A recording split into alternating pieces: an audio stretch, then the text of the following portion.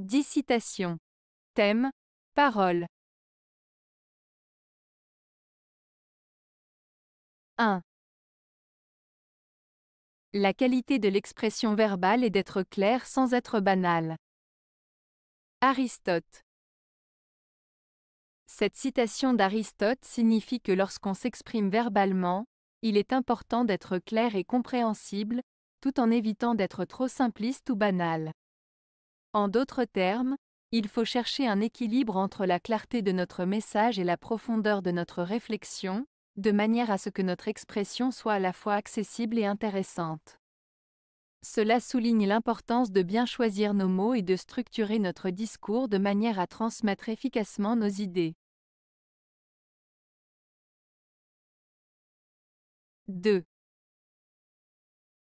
Ce n'est pas ce qui est criminel qui coûte le plus à dire, c'est ce qui est ridicule et honteux. Jean-Jacques Rousseau. Dans cette citation de Jean-Jacques Rousseau, il exprime l'idée que ce qui est le plus difficile à avouer ou à reconnaître n'est pas nécessairement ce qui est considéré comme criminel ou illégal, mais plutôt ce qui est perçu comme ridicule ou honteux. En d'autres termes, avouer une faute grave peut être plus facile que d'admettre une erreur ou un comportement qui nous fait nous sentir ridicules ou honteux. Rousseau met en lumière la complexité des sentiments humains et la difficulté d'accepter nos propres faiblesses et imperfections. 3. Il y a 2 ans que je n'ai pas parlé à ma femme, c'était pour ne pas l'interrompre. Jules Renard. Cette citation de Jules Renard est une forme d'humour subtil. En disant « Il y a 2 ans que je n'ai pas parlé à ma femme, c'était pour ne pas l'interrompre », l'auteur joue sur l'idée que le fait de ne pas parler à sa femme pendant 2 ans est en réalité une manière de ne pas l'interrompre dans sa vie quotidienne. Cela souligne de manière ironique le fait que parfois le silence peut être préférable à des conversations qui pourraient perturber l'autre personne. C'est une façon humoristique de mettre en lumière les subtilités des relations humaines. 4. La parole n'a pas été donnée à l'homme, il l'a prise. Louis Aragon.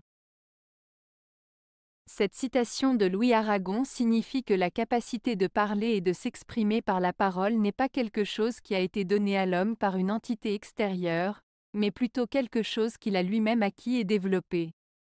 En d'autres termes, l'homme n'est pas né avec le don de la parole, mais il a appris à communiquer en prenant l'initiative de s'exprimer et de partager ses pensées, ses émotions et ses idées avec les autres. Cette citation met en avant le pouvoir et la responsabilité de l'homme dans sa capacité à communiquer et à utiliser la parole pour se connecter avec les autres et exprimer sa propre humanité. 5.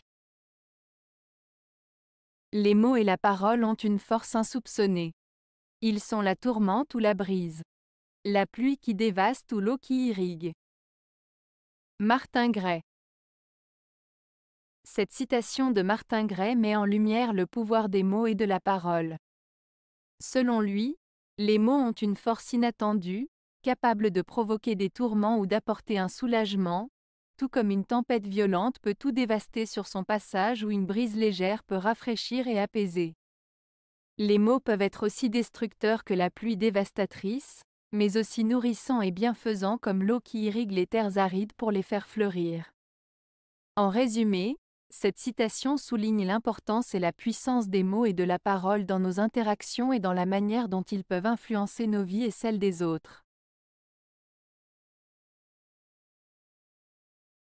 6. Le meilleur moyen de tenir sa parole est de ne jamais la donner. Napoléon Bonaparte. Cette citation de Napoléon Bonaparte signifie que la meilleure façon de rester fidèle à ses engagements est de ne pas promettre quelque chose si l'on n'est pas sûr de pouvoir le tenir. En d'autres termes, il vaut mieux réfléchir attentivement avant de faire une promesse, car une fois qu'on l'a donnée, il est important de s'y tenir. Cela met en avant l'importance de l'intégrité et de la responsabilité dans nos paroles et nos actions. 7. La parole ne représente parfois qu'une manière plus adroite de se taire. Simone de Beauvoir. Simone de Beauvoir, une philosophe et écrivaine française, a dit « La parole ne représente parfois qu'une manière plus adroite de se taire ». Cette citation souligne le fait que parfois, parler ne signifie pas nécessairement s'exprimer ou communiquer efficacement. En d'autres termes, il arrive que les mots utilisés ne reflètent pas vraiment ce que l'on pense ou ressent au fond de soi. Parfois, le silence peut être plus significatif et révélateur que les mots eux-mêmes. Cette phrase souligne l'importance de la réflexion et de la sincérité dans la communication, et met en lumière le fait que parfois, il vaut mieux se taire que de dire quelque chose de superficiel ou de faux. 8. La parole a été donnée à l'homme pour déguiser sa pensée. Talleyrand. Cette citation de Talleyrand signifie que les êtres humains ont la capacité d'utiliser la parole pour dissimuler leurs véritables pensées ou intentions. En d'autres termes, les gens peuvent choisir leurs mots avec soin pour cacher ce qu'ils pensent réellement, que ce soit par politesse, stratégie ou pour d'autres raisons. Cette citation souligne la nature parfois complexe et subtile de la communication humaine, où les mots peuvent être utilisés pour masquer la vérité ou manipuler les autres. 9.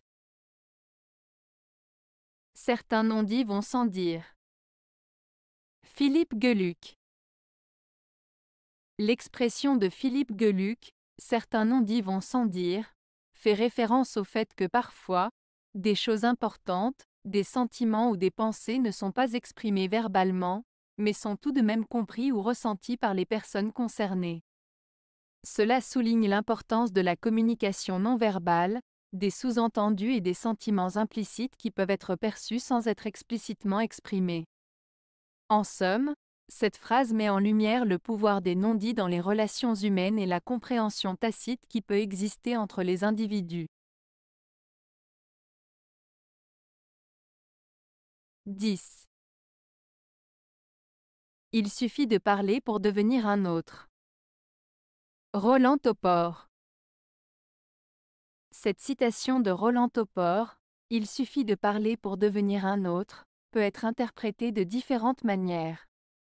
En général, elle suggère que notre langage et nos paroles peuvent influencer la manière dont les autres nous perçoivent, mais aussi la manière dont nous nous percevons nous-mêmes.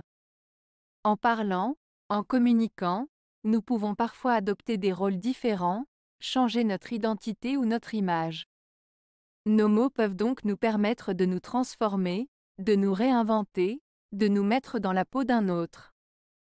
Cela souligne le pouvoir de la parole et de la communication dans la construction de notre identité et de nos relations avec les autres. Avez-vous aimé la vidéo? Si oui, mettez un pouce vers le haut.